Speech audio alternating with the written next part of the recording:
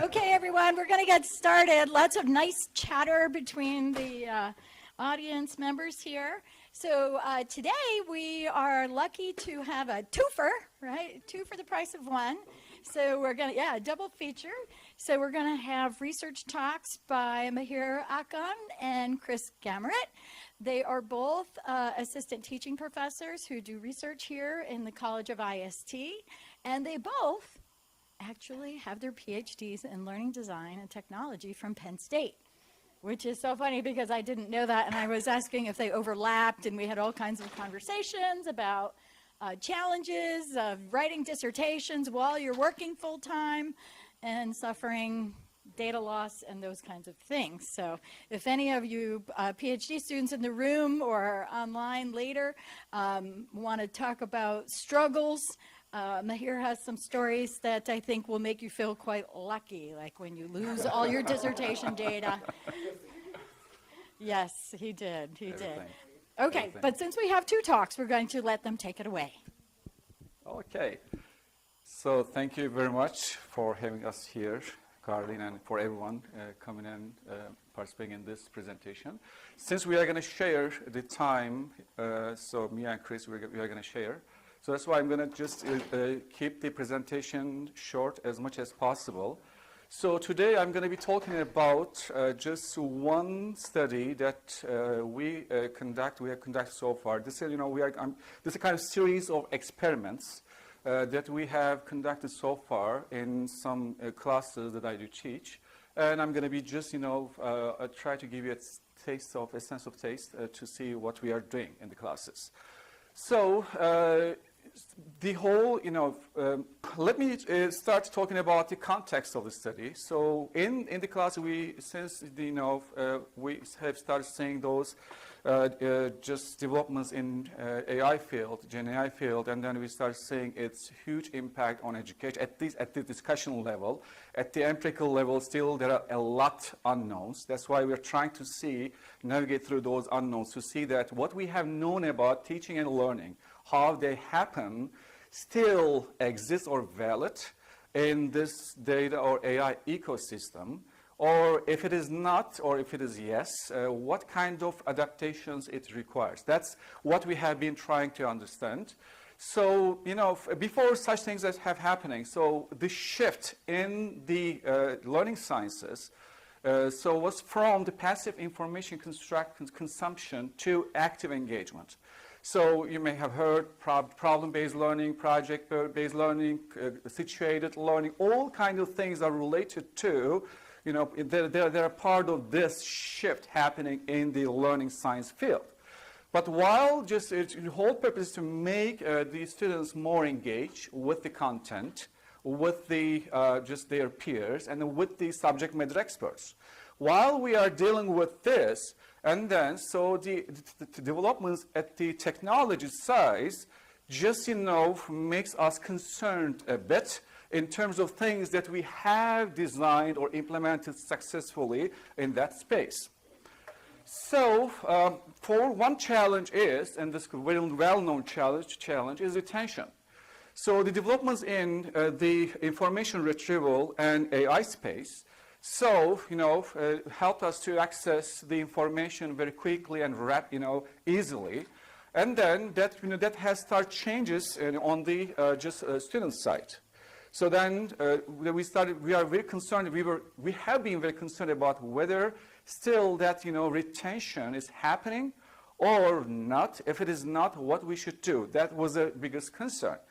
And also, to be able to deal with all these things, we have implemented, generated so many different strategies, like, active retrieval practice, spaced repetition, concept mapping, or pretesting. By the way, those are the strategies happening at the, cognitive aspect of learning.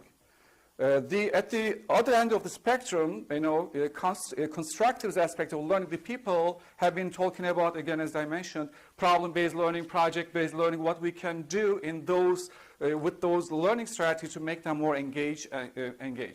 But, independent of which side you are in, So everyone has been impacted by those developments in terms of whether engagement still is there.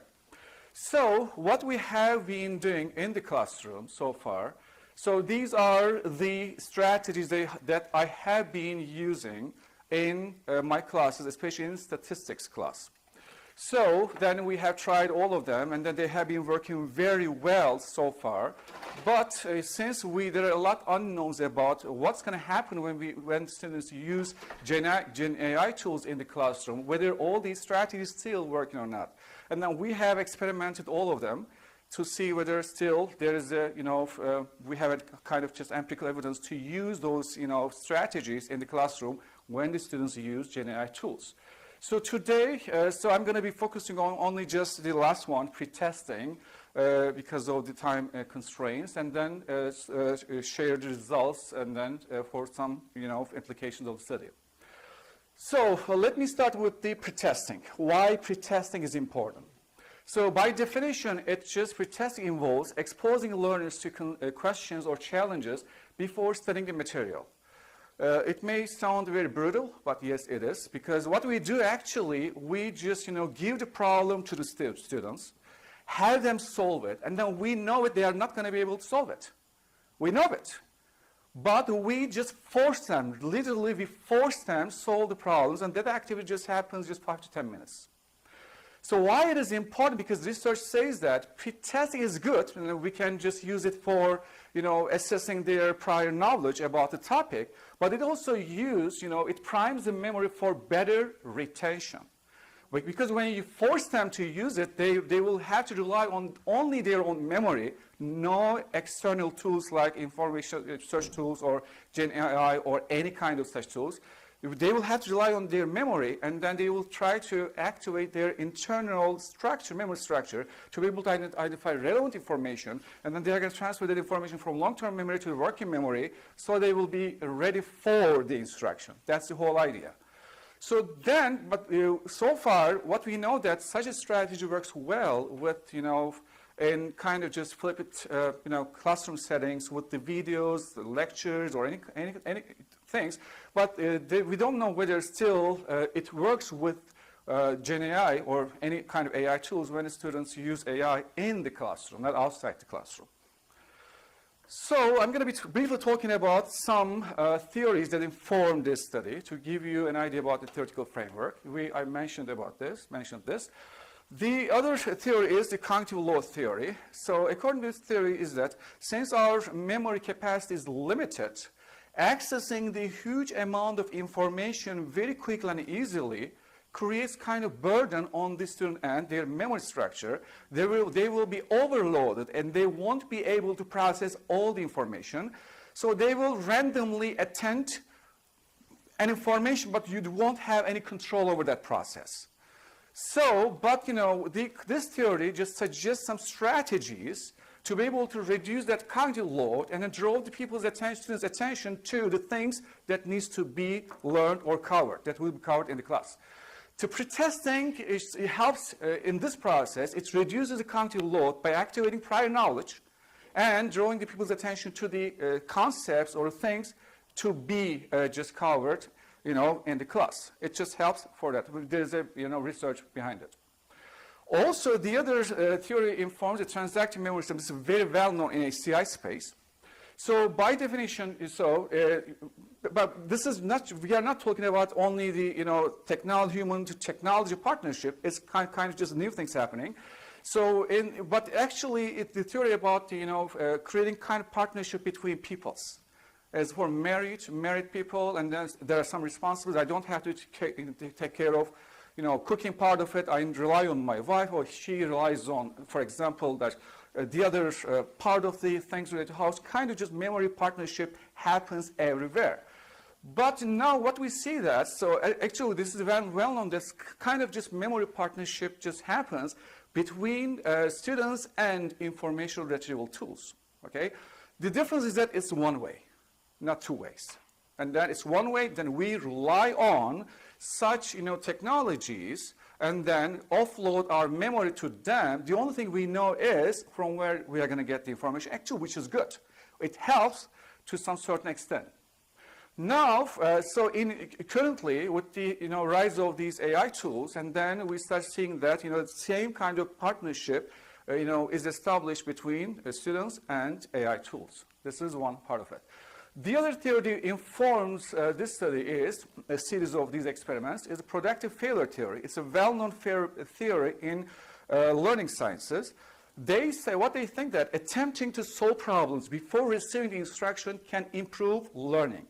What they do, they really create and give the student ill-structured problems, have them solve the problems with the expectation that they are going to fail eventually. Because they don't know everything, they cannot just solve that problem with the information at hand. It's going to happen in any case. After that experience, what this is, it can take just a day or a week depending on the project. But what happens after that experience, when you go to the classroom and then you give a lecture, or it could be a video, then what they're going to do, since they identify all knowledge gaps through those failures, in their experience when solving the problem, they will focus on those points when they attend to lecture, or just watch the videos, and then they're going to be able to bridge all those gaps in their knowledge structure. So this is another theory, but this is that if you put these theories on a spectrum, cognitivists or constructivists, it is more on the constructivist end. The pretesting is more on the cognitivist end of the spectrum, but more or less they do the same job. The difference is that pretesting is short, 5 to 10 minutes. This may be long, a day to a week, depending on the project. So then the gap in the literature, so we know that pretesting works well. It works well with the textbook, e-books, or video content. In the digital, online learning, it works very well. But we don't know whether still it works with the GenAI tools. So the expectation was that yes, it would work, but we needed some empirical evidence. So the other thing is that since it improves the retention and activation of prior knowledge, we know it, but we don't actually know, we didn't know before this, how does pretesting influence cognitive engagement or just retention when learners use AI for problem solving in the classroom? Okay, so what we did, this study bridges the gap by integrating pretesting with conversational AI or GenAI and investigating its impact on retention. So in the class, what we did, it was a true experimental post-test only design with randomized groups. So we did have two groups, and then pretest group, and in that group students were forced to solve the problem without having access to any technology or ChatGPT or any GenAI tool. In the second group, no pretest group, and then students in this group, they had direct access to the ChatGPT without pretesting. Then sample size, 73 students agreed to participate in the study, but we used the data from only 61 of them because, we had to exclude the data from 12 students because of a variety of reasons like technology-related issues, or some of them did not just, follow the study procedures properly. Okay, so in terms of procedures, this study was conducted in 2 sessions. So in the first session, since it was part of statistics, we just provide instruction about one-way chi-square analysis. It was a chi-square analysis. We do cover one-way and two-way chi-square analysis. So first we started with the one-way chi-square analysis to give them some background information. Then once we have introduced the topic, and then we just provided this case to students, and then tell them, hey, just solve it. It was a really collaborative activity. No grading happened. Everything happened in the classroom just for learning purposes. Then what we did in the second session here, before the second session, the students randomly distributed assigned to the either pretest group or no pretest group. As I mentioned, pretest group attempt to complete a task before accessing additional information through ChatGPT. And then when it comes to no pretest group, they could access the information right away. okay, in the class. So then before we start the study, we just, administered a recall test just to be able to control the potential impact of their prior knowledge on the final scores. So then this test was administered to all students who participate in the study. And in the pretest, we just basically presented a different scenario that can be solved by using a one-way chi-square analysis. And we just, asked them to solve some questions related to this scenario. By the way, all of them are cybersecurity context.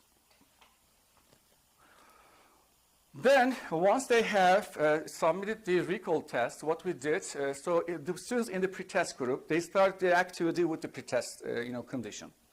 So generally, again, so the participants were presented with a cybersecurity problem scenario. But this scenario requires them to know two-way chi-square analysis.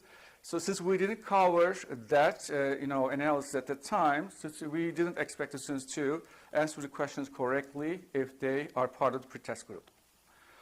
Okay, so then this was the scenario used in the phase 2. Okay, it can be solved by a two-way chi-square analysis. And then what we did, the students in the pretest group, this scenario was presented to them, and then they were forced to answer the questions in the pretest. So these are the questions we wanted to them answer. They are all open-ended questions.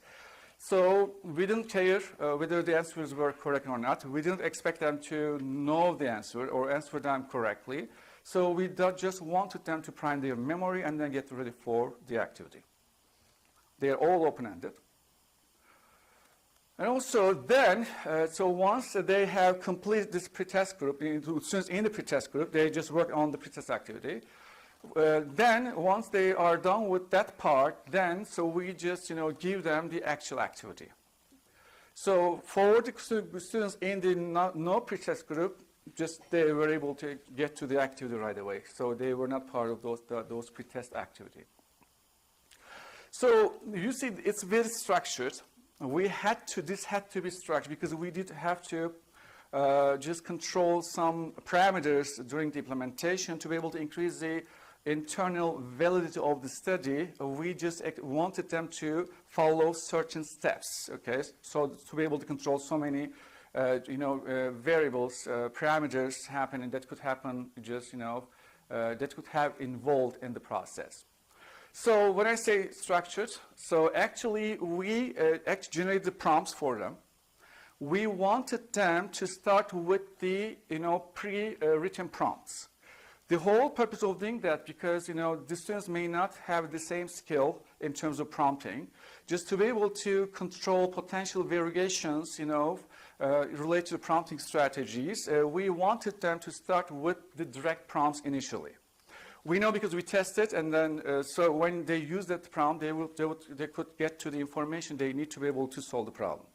So they were all tested. That's why they started. But what we told them, hey, this is the first prompt.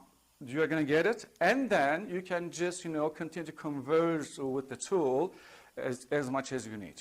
Okay, but this is the requirement. They had to start with this.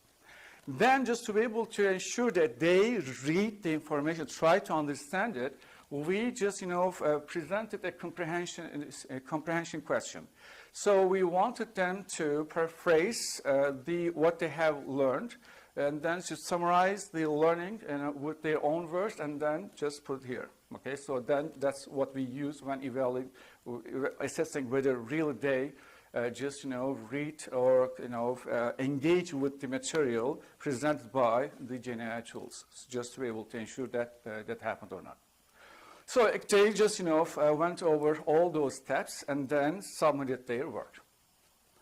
Once all students submitted their work, we just administered a final test, and then in the final test, it's all about the two-way chi-square analysis, which was a topic that was covered in the activity.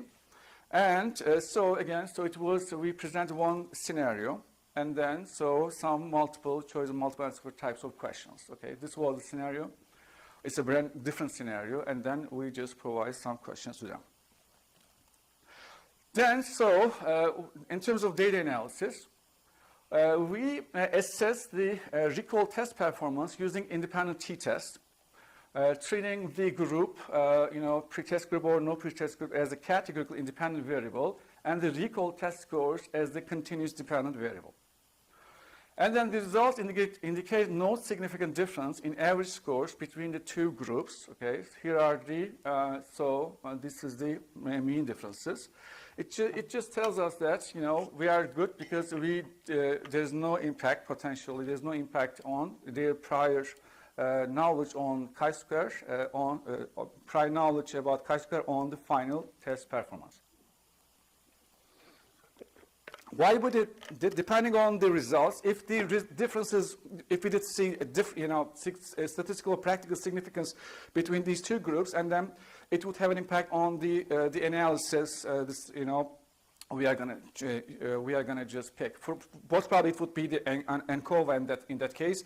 But since we didn't see any statistical difference between these two, then we just proceed our analysis with the t-test. So based on the similarity in recall test performance between the two groups, we proceeded with the independent t-test again. In this test, students' final test scores were treated as the continuous dependent variable, while the group they were assigned to, it was treated as if categorical independent variable.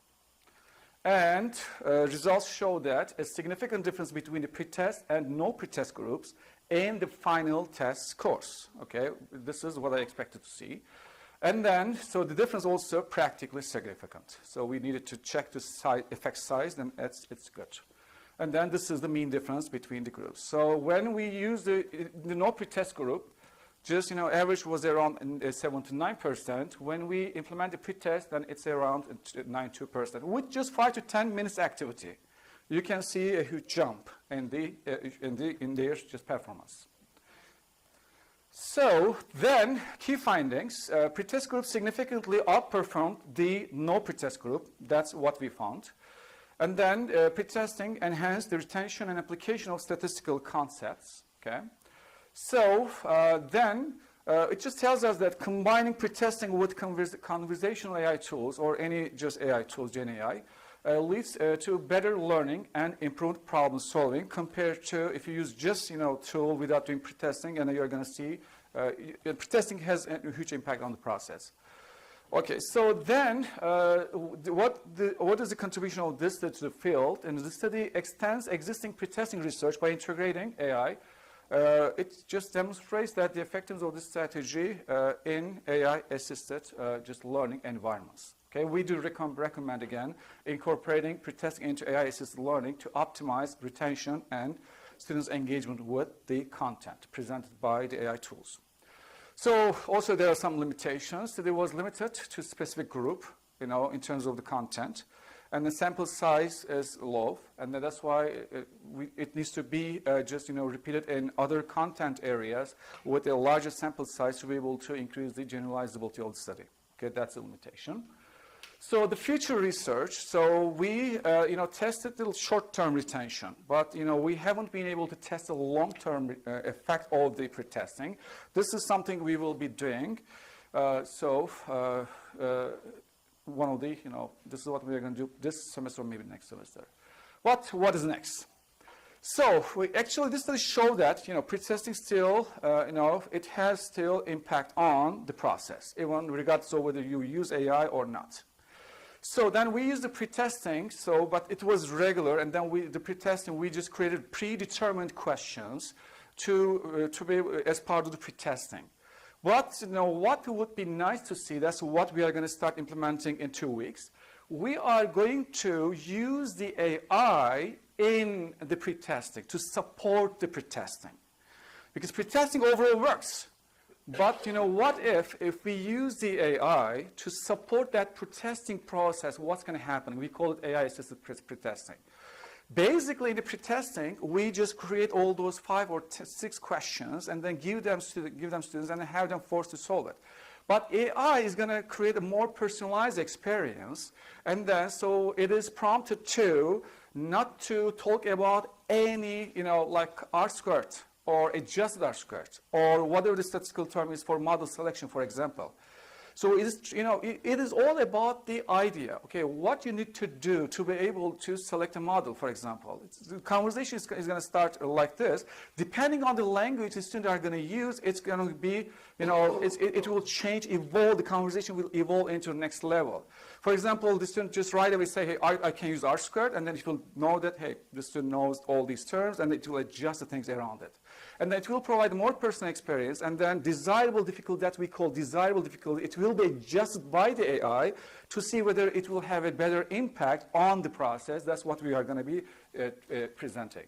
Then, so we will repeat everything as this to see whether it's going to be helpful or not. Actually, we run this study as to be able to generate some prior data for a grant proposal.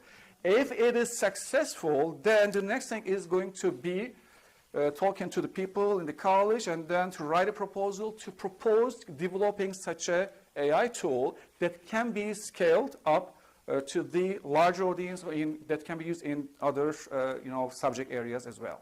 Because currently it's limited to statistics and third year, it's just intermediate level statistics course. So that's going to be if it is successful, then it will be a good prior data for us to propose just a grant for a grant proposal. So that's the idea. Okay. Yeah, quick question is, did you teach the students about prompting? I know you said you had a standard prompt that you No, gave them. that was the reason why we wanted to start with those pre-written prompts. Okay, but then from there, it diverged, depending on what their skill level was. But those prompts help them to get to the information they need. So that was the reason, because we wanted to control it. Right. So I'm curious about this, because I had written a note to myself right before you got to this slide, and then I was like, oh, because I thought that part of what was happening with the pretesting and not using the AI was motivational, and I'm very curious to hear you just talk about what you think is going to happen with the motivation when you add the AI to the pretesting. Because you were saying this is, they could see themselves, oh, I don't know this. But now they will maybe know something because they're using the AI at the beginning. I'm just curious what you think might happen. It may or may not happen. We are going to try and see what's going to happen. To be honest, I don't have any idea. But motivation all the time is part of the process. If they are motivated to use a tool, it could be, and kind of just, co-vary it in the process. I don't know. Just we'll have to observe it. I have a question about that. So when you say motivation, I thought that was discomfort. I thought that there was an element of like, I don't know how to do this, and I'm confronting, and I'm like, there's this process of discomfort, and I don't know if that fits with motivation. Exactly, it fits in the motivation because, that experience is not a good experience actually. So that was the biggest concern in the first place. It may or may not work, but actually it is working. But it is not motivated in the first place. Then since once they have identified the gaps in the knowledge structure, then they became more motivated to learn to bridge those gaps. I know why it's happening. It's all about qualitative investigation. But it's a good question. But eventually, you're right. It's less motivated in the first place, but in the second, so it's becoming more and more motivated for, I know. Interesting stuff. So one question I have is, you pre-designed those prompts and you kind of made sure that the responses that they got for the prompts were reasonable, correct? Mm-hmm. But in a more general setting, we know the limitations of these AI tools. Mm-hmm. They don't always produce useful answers, sometimes right. misleading answers, sometimes made-up answers. Mm-hmm. So have you thought about how you would account for that in this sort of framework, right?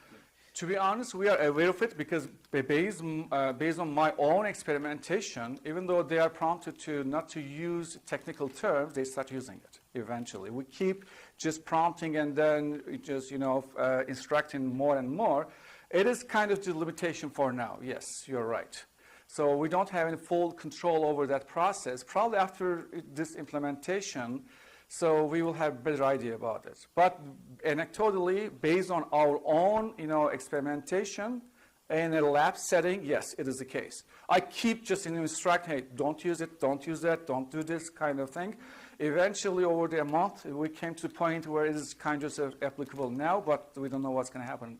That's why what we do is we want them to submit a story of, a history of all these conversations, so we qualitatively investigate all those conversations to see what's happening. That's part of the, I didn't talk about it, but we collected all that information. We qualitatively investigate their conversations with them to see what's happening. So, for example, we said 12 people, data from 12 persons were removed. Just one or two students, had kind of problems when conversing with AI. That's why we had to remove that data from the data set. So we are going to keep doing the same thing again. Maybe it may be part of another proposal, or maybe it may be another phase in the same proposal. We are going to see it, what's going to happen. Yeah, you might have answered my question in this. So it looks like you have a great route forward. I'm wondering if there is maybe the intention or thought to remove that control of the direct prompt in order to see what happens with direct prompt in pretesting, Yeah. AI pretesting, and then no control, no direct prompt, and see what happens there. But I think you kind of just answered that. It just answers that, but what Vasant is talking about, because even though it does it, but sometimes it just starts doing things from out of blue. So Right, right. it just does it. Even though I say no technical term, it just uses our script. Hey, don't mention it. So we keep instructing it to be able to make it better. That's why we need to just collect the history of all those conversations, just to ensure that what to be included, what to be excluded from the data. So I just have a question about the control group as well.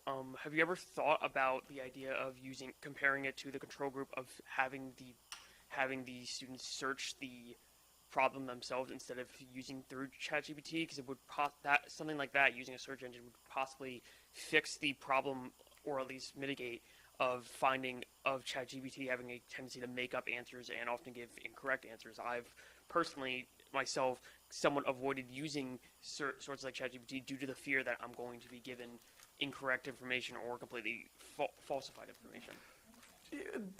That you're right. So actually, the purpose is, what happens, when the students use Gen AI. So it is happening. It is kind of just, new things happening. They use it. That's why there's our focus. You're right. Maybe just using some other regular search engines or search tools would be better. Actually, there are a group from UCLA, I guess. They run a similar study with the Google, for example. Their findings were not different from this. So actually, but making up the things is a different story. And this is something we'll have to deal with, because students use this. If there's no way for us to stay away from this trend, we'll have to find ways to incorporate that into the classroom. If it is going to be the case, what we need to do best. That's the whole purpose now, focus. Great. Thank you so much. And yeah, Thank you. wonderful. Next up is Chris Gamrat. And while he's getting set up, I'll just say that it will also be this idea of making students uncomfortable in order to foster their learning is fascinating to me, because I think the idea of discomfort in our young people is going down. I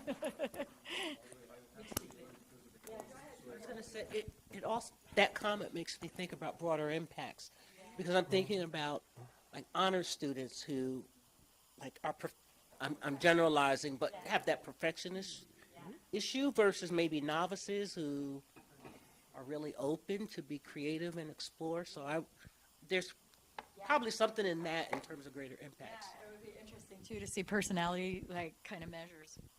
Okay, take it away, Chris.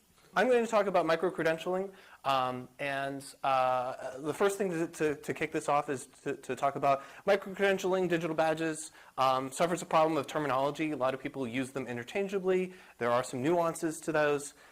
I think for the purposes of this discussion, they're more or less the same sort of idea, which is at its core, there's a representation, in a lot of cases a visual representation of learning, of achievement, that is documented through specific metadata. So there's an established technical standard, I think they're at version 3.0 at this point, that says this is what badges, micro-credentials look like in that particular perspective. So it is a mechanism for supporting learning in that kind of way. Which way is next? Mahir, what was the... The next is arrow pointing down. down. Oh no, I think the subtitles messed it up. That's okay. Yeah, that's good. Okay. So setting the stage. This is a project I started working on way back in 2012. If you do a Google search term for when digital badges and micro-credentials first started popping up in, like, at all, it was 2011. So this is pretty early days. So we're figuring out how to do this, how to deliver professional learning at scale across the country for STEM educators. So this is a collaboration between Penn State, NASA, and National Science Teachers Association. So we're thinking about, like, how can we do this? This was also the time of sequestration, so the point at which the government was cutting 10% of the budget for nearly every federal agency. So we had to do more with less. Now, how can we do that? How can we meet the needs of the learner, which are varied, and also be able to provide that kind of learning? So we went through this. We did 2 different iterations. So this project is multi-year in that we went through, built a system, built a digital badging system, made it open to teachers nationally. So we had something like 700 or 800 people sign up for this, several of which agreed to participate in the study. A lot of them just kind of wanted to kick it around and see what was there. By the way, you'll see a lot of imagery like this. These are all badges that we created, we, meaning Penn State and NASA, created for this badging platform. Also, badging platforms didn't exist at that time, so we built the platform as well. So a lot of this is kind of handmade, artisanally crafted at that point. And this is an ongoing line of research. So this is something that I've been working on since that inception all the way up through this year. So I had a number of different publications. In there is not includes presentations, consultations, things that I've done along that space. So I've been thinking about this for a real long time, not just from the actual data set that we've been building on, but also from, like, a practical design perspective. So including this chapter came out this past year. It is in a design textbook for people that think they want to do badging, micro-credentials, how you can do that most effectively. What are the things that you need to think about? So we can do that in this exact study. So this was within the context of a program called Teacher Learning Journeys. You might see mention of it a bunch. So we had this like travel metaphor. This kind of looks like some maps and stuff like that. So, and you can see that there are like badges, like little sewn badges and things like that to translate that metaphor. This is something that we elaborate on. So in this example, I'm going to talk about that study across the 2 years. So it is again, an iterative design. So we're going to look at the motivation around that, the theoretical framework informing that work. I'll elaborate a little bit more on the context that we were looking at, and then spend some time talking about the data collection analysis findings and then practical implications.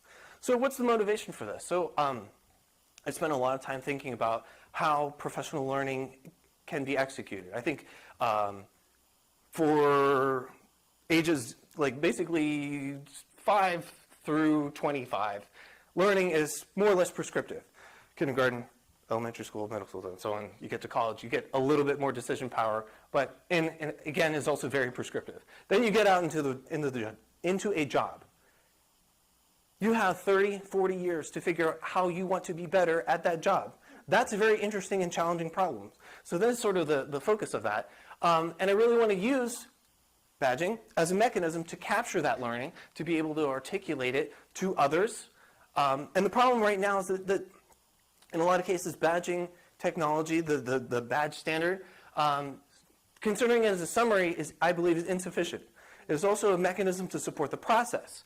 So if you look at like definitions out there, there's really very little that looks at it from the perspective, from that type of perspective. In fact, a lot of the literature in the realm of digital badges and micro-credentials is motivational. If I offer you a sticker, a gold star, so to speak, will you do a thing? And I think that's very reductive in terms of the way that this can be used to support the learner. So this is informed through sociocultural learning theory and the idea of cultural tools. It's the idea that everything that we create, language, physical objects, etc., are cultural tools. Part of us, part of our society is embedded inside of each one of those things. Badges exist in that same sort of framework. The mediation triangle suggests that we have learners, users, etc., using those tools to achieve some sort of objective.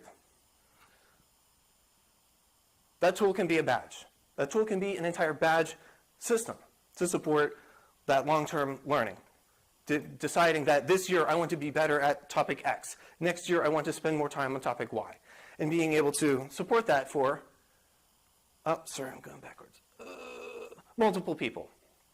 So how can you support independent professional learning, this idea of decades worth of learning? It has to be personalized because you have people, end career, beginning career, middle career. They all have different objectives. They all want to do better at different things. So how can we support all of those at once? It has to be personalized. So it is a learner-centered objective to make that the case. So we really want to focus on how these learners are navigating through this, how they're making decisions along the way. And that leads into the two questions I had, which is how are they setting objectives, defining what they want to do, and describing the nature of that.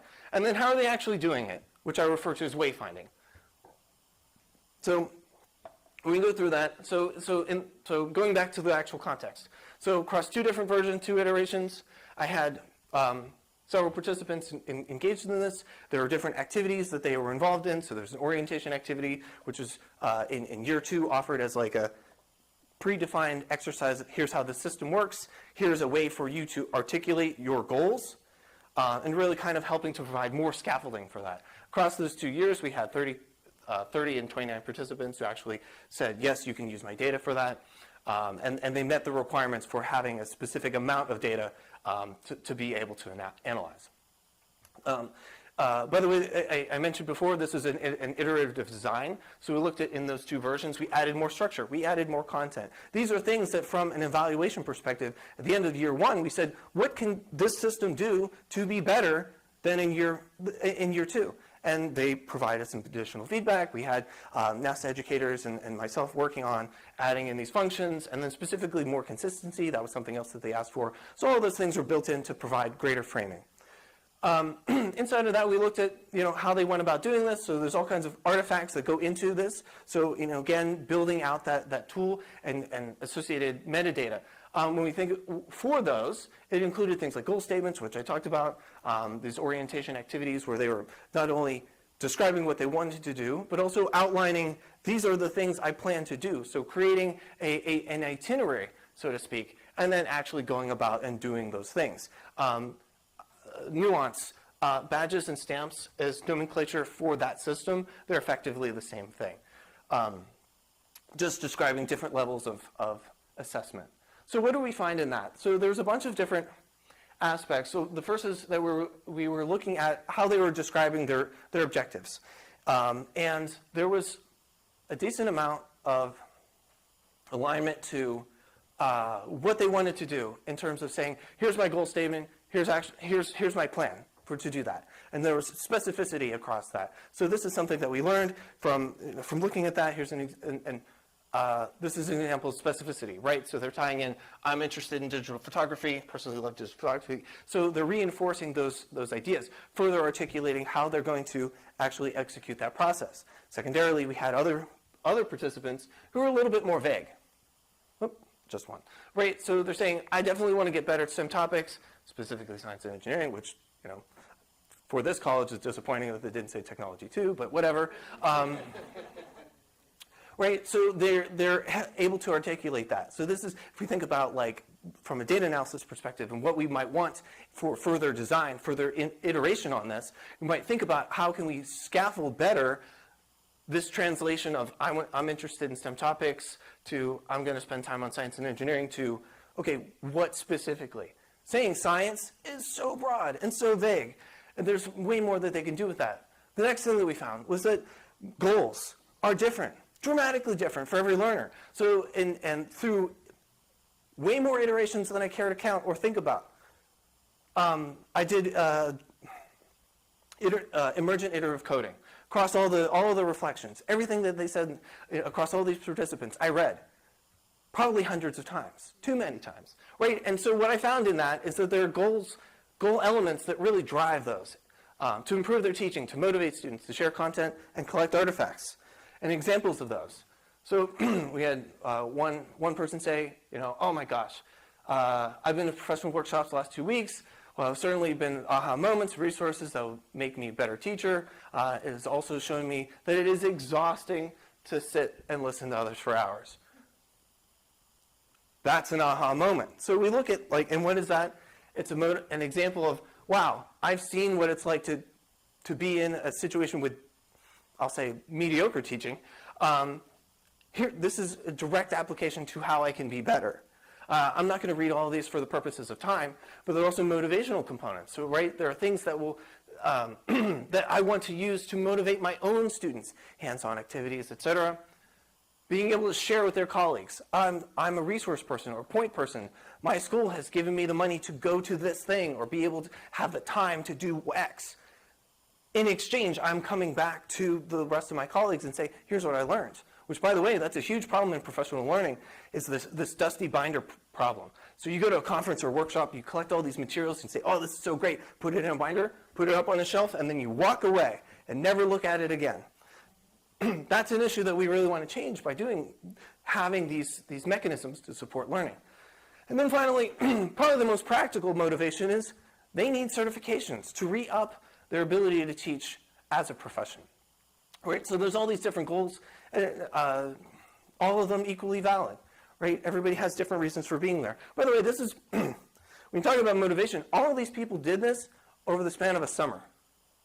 So I would also say maybe they're, in some cases, more dedicated to doing professional learning. Not a lot of people who necessarily, K-12 teachers are going to carve out summertime to be able to do this. So there's a limitation for sure in terms of this data, because I think people who are actively engaged in this during August through, I'll say June, may have different opinions. Okay, so what did that look like? So we had this orientation activity where actually walk them through the process of being able to identify what they want to do and go through and say, I'm going to do these 3 to 5 things, add them to the itinerary. And the itinerary is sort of like a wish list or shopping cart of learning, to be able to articulate and say, over the next month, 6 months, year, whatever, that I'm going to learn the following things, 1, 2, 3, 4, right? And if they really, and some of them really talked about being assigned to teach a totally different class. I'm going from 3rd grade to 5th grade, or now I have to talk about like how the moon formed, and I don't know how that worked. So being able to bridge that gap in a way that is bite-sized in the form of micro-credentials supported them. So they walked through building out this activity through an intended activities list, which we called itinerary, again, following with the travel metaphor. They completed their work, and they earned badges. Badges were earned in 2 different ways. The first, or I should say rather, badges and stamps were earned in 2 different ways. So there are 2 different levels of assessment. So we talk about capturing metadata associated with learning. Badges were higher level. So they were actually intended and structured to focus on practical implementation in their own classrooms. I will change the way I work by doing this. So they're articulating those. Stamps are more of a critique. I like this activity. Yes or no, here's why, or not, right? So we wanted to be able to design in different mechanisms for that. We also looked in terms of the way that they navigated the process in terms of time. So in an era of ubiquitous learning, we can access learning opportunities nearly everywhere we go. Just hop on your phone. How are they navigating through that process, and how can we structure things? Because we may think that, forgive me, noon on a Thursday is a great time to do something, but I mean, clearly not everybody says that. So what does that look like? Some people would rather just bang stuff out in a weekend. Just I'll give you 6 hours a day, let's just do it. Others would rather do what I call little loops. So iteratively, like every 2 weeks, come back and do one thing.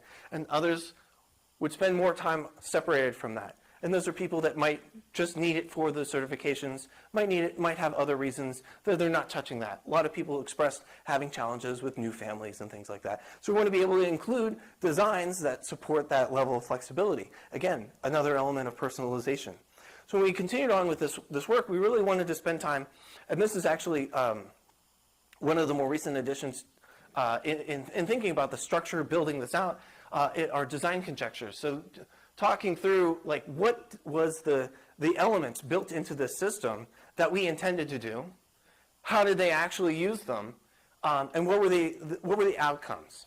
So lots of times, the best laid plans of mice and men often go awry, and that was for sure the case in what we did in this project. So even though we had good informed decision making, there was a lot of things that came out of that. So one that I don't expect you to read, but I will point out at the top, and there's a laser, that's great, is this idea where I've outlined, here's what we did in terms of building out this cultural tool, this badging platform as a tool for learning, for independent learning, what we thought, how we thought it was going to be used, how it was used, and what we would recommend to future people engaged in this kind of work. So really thinking about this iteration, again, from the perspective of further research is needed in this space. If we're going to be designing these types of things, how can we make it easier for that next iteration?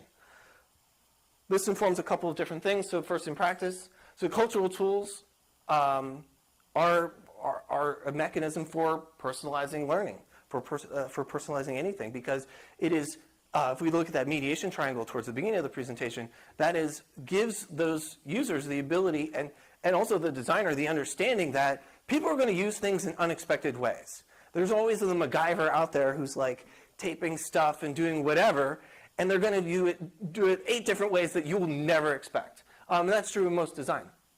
The other thing is that cultural tools for wayfinding should support flexible use.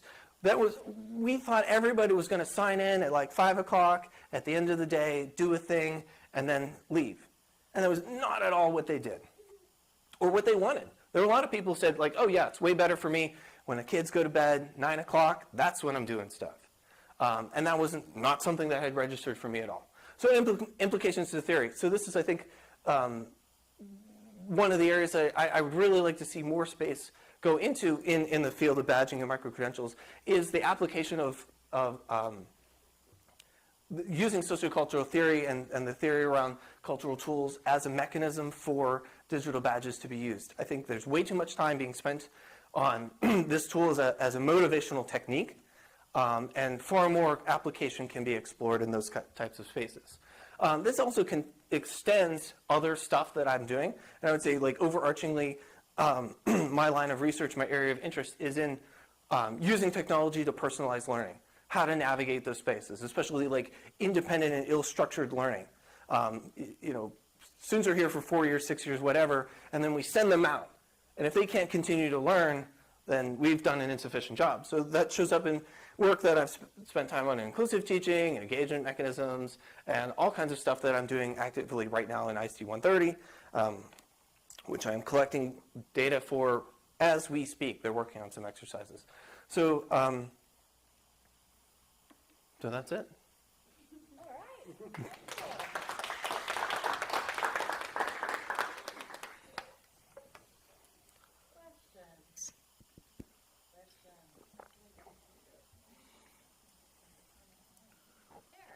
Questions? Okay, Lisa. Lisa, let's bring you the mic. This is good. I get my steps in. Yep. So I was a little familiar already with the work that you've done in the past, having worked with you for many, many years. But I'd like to hear a little bit more about what you're doing right now, if you're using some of that research in 130 or any of the other work that I know you're doing with inclusive teaching. Is that converging, or is it different stuff that you're doing in those areas? I would say it's a little bit different. So I'll talk more specifically about my use in the framework of personalized learning. So that shows up in a bunch of different places, and in large part, it shows up in the space of providing space for agency. When I did research into that theoretical framing to help support my dissertation, I found that there were sort of like 2 competing conversations for the term of personalized learning. And one was very much centered around choice, agency, learner focused. The other one was more algorithmically driven. Netflix suggests the next thing, for example.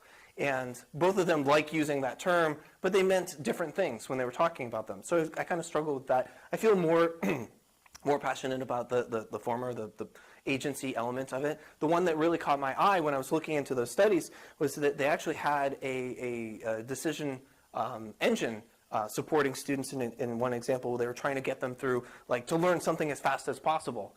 And actually, in that study found that the students who were not using the algorithm-driven intervention did better. And they postulated that it was because they had, like, decision power going into it. They felt more ownership of their own learning. And I think that can be very different depending on the audience and you know, who the learners are. But I thought that was really interesting. And I suspect that truly the way to do this is somewhere in the middle.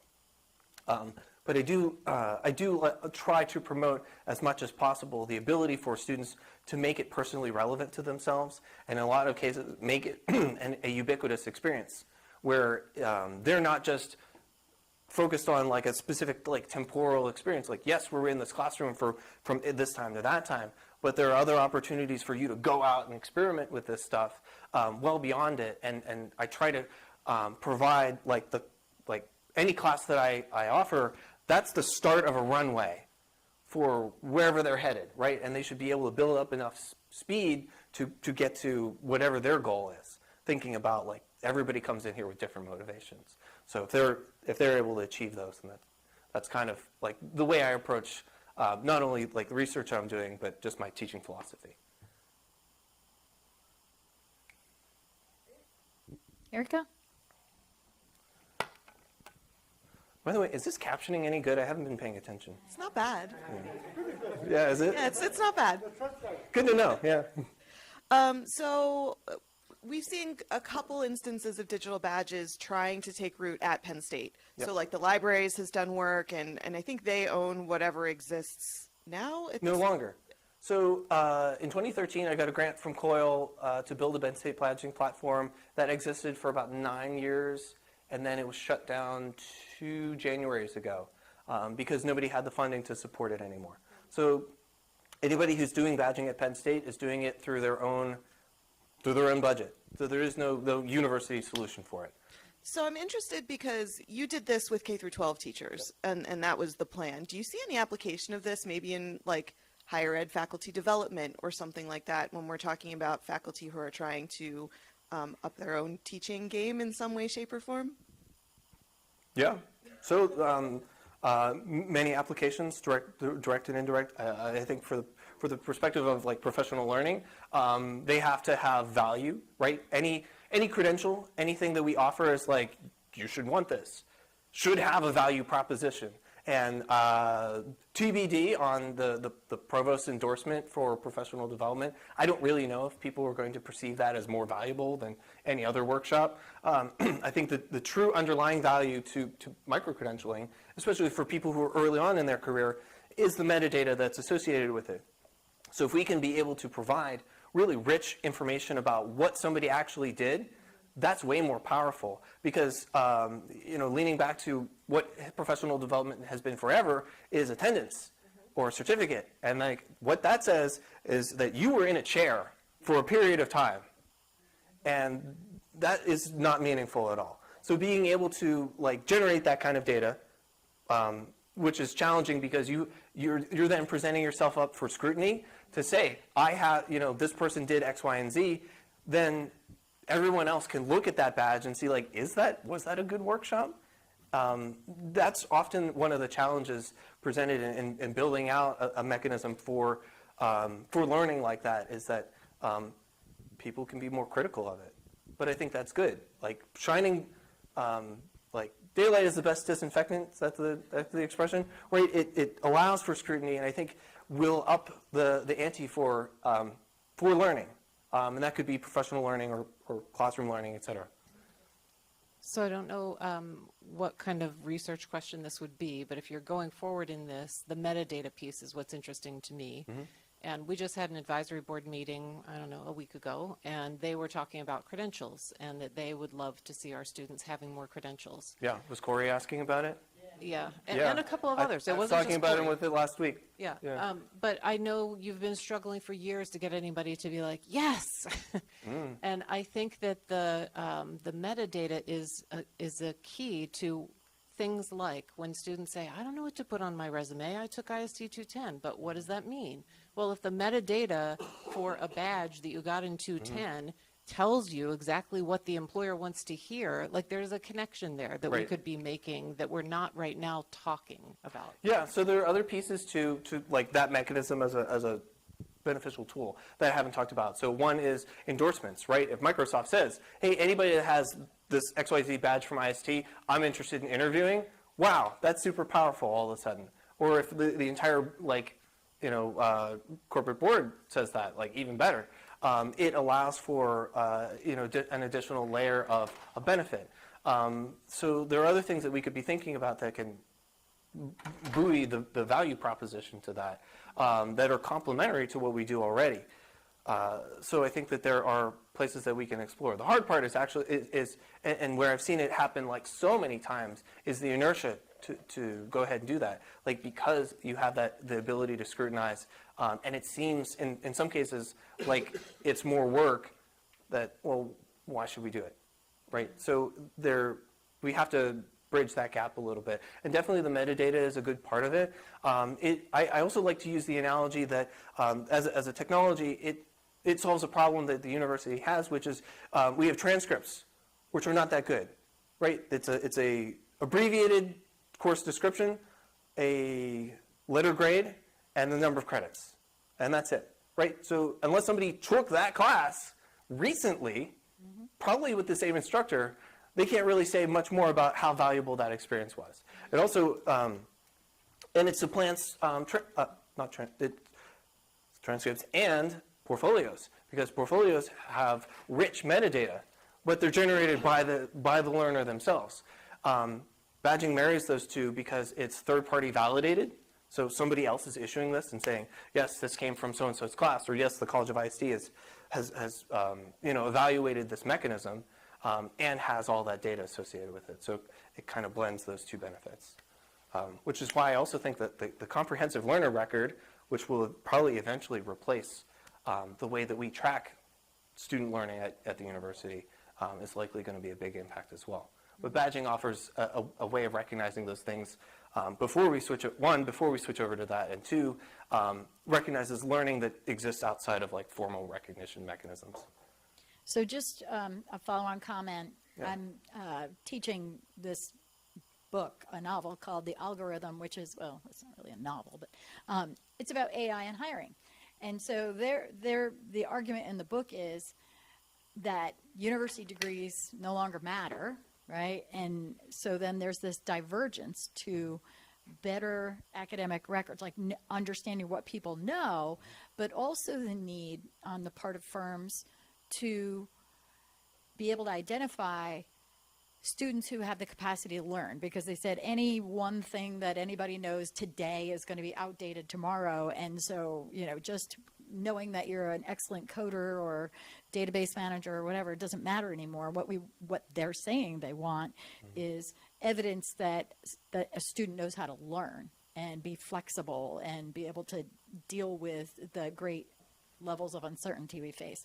And so it'll be interesting to see how those two countervailing forces, the need to mine the metadata for better records of what people know, but at the same time, is there metadata related to picking out those students who get that, right? Who are comfortable being uncomfortable, who are resilient, who are good independent learners, which is a very different source of data. So with that, we have to wrap it up and make time for the next class. And I want to thank Chris and the audience. Please be sure that you signed in. Great, thank you.